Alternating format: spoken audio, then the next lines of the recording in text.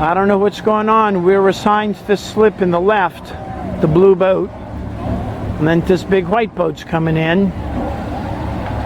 And I don't know if you can tell who's driving, but the guy up on the flybridge with the white coat has a remote control device driving the boat.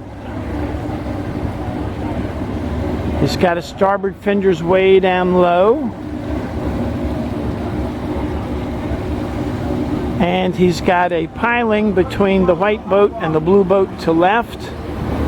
And the owner of the blue boat is raising his fender up a little bit higher in case they get too close.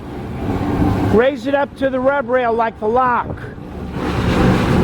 You want your fattest part to the other boat fattest part.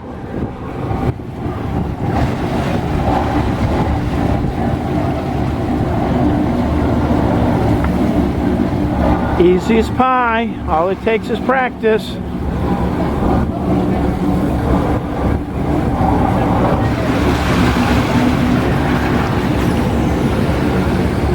Nothing to worry about, but it's best to be prepared.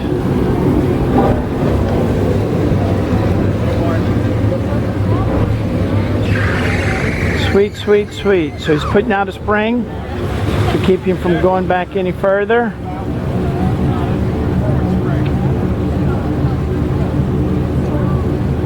And I don't know if he's got a stern thruster. I did not hear it.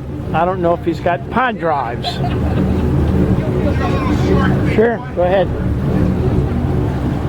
Pedestrian traffic. But this was a non-event. So it's good to watch somebody who knows what they're doing. If you want to learn more about docking practice, look at our training videos online. Ask Captain Chris.